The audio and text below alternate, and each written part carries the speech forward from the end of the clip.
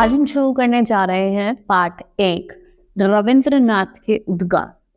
प्राय लोग वृद्ध व्यवस्था के मृत्यु व मुक्ति का कामना करने लगते हैं, किंतु जो व्यक्ति सच्चा कलाकार होता है उसका इस संसार जीवन मृत्यु आदि सभी को देखने का स्वार्थ निराले की ढंग होता है।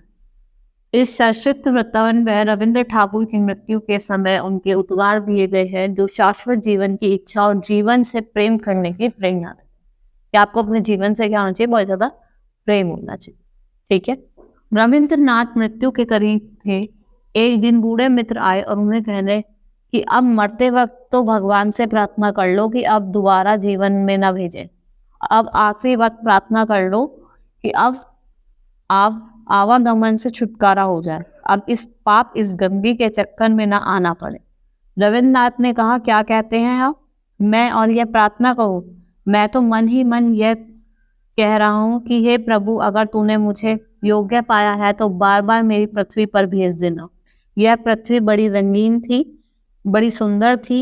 ऐसे फूल मैंने देखे, ऐसे चांद, ऐसे तारे, ऐसी आंखें, ऐसे सुंदर चेहरे कि मैं दंग रह गया।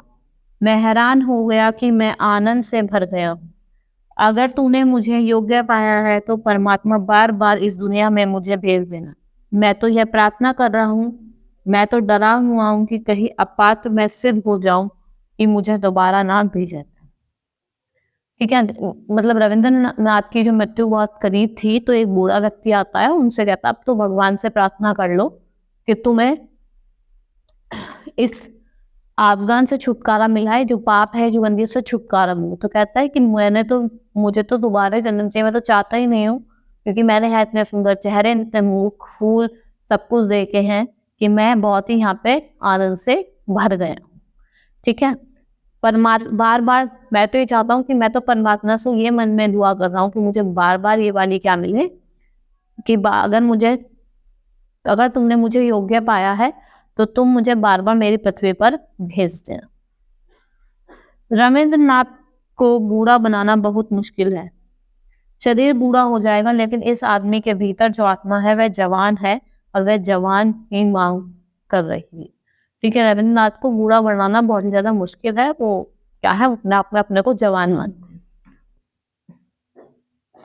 किसी मित्र ने रविंद्रनाथ को कहा कि तुम तो महाकवि हो, तुमने 6000 गीत लिखे, तो संगीत में बांधो जा सकते हो।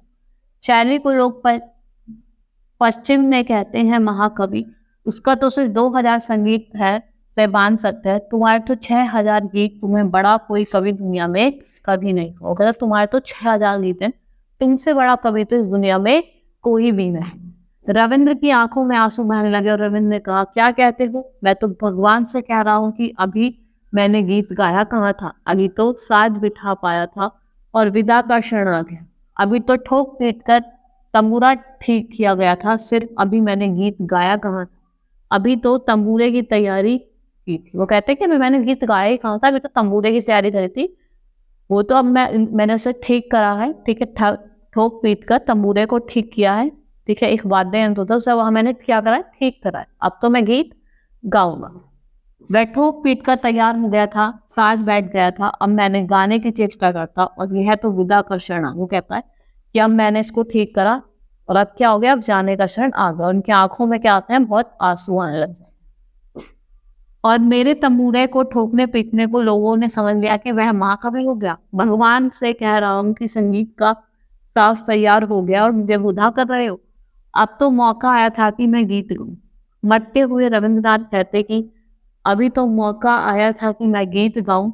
वह यह कह रहे थे कि अभी तो मौका आया था कि मैं जवान हुआ। वो कहते हैं भगवान से तो प्रार्थना कर रहा हूँ, अभी तो मौका आया था कि मैं गीत गाऊं, और आप मेरी विदा लेने की बात कर रहे हैं। मैं यह कह रही है कि अब तो मौका आया था कि वीणा तैयार हो गई थी और मुझे विदा कर रहे हो। बूढ़ा आदमी यह कह सकता है तो फिर वह आदमी बूढ़ा नहीं। वो कहता है कि जब बूढ़ा आदमी ये बात कह सकता है तो इसका मतलब वो बूढ़ा नहीं है। ठीक है। ये ओशो ने लिखी है। आपको ये पाठ समझ में आया होगा। आज के लिए सिर्फ इतना ही। धन्यवाद।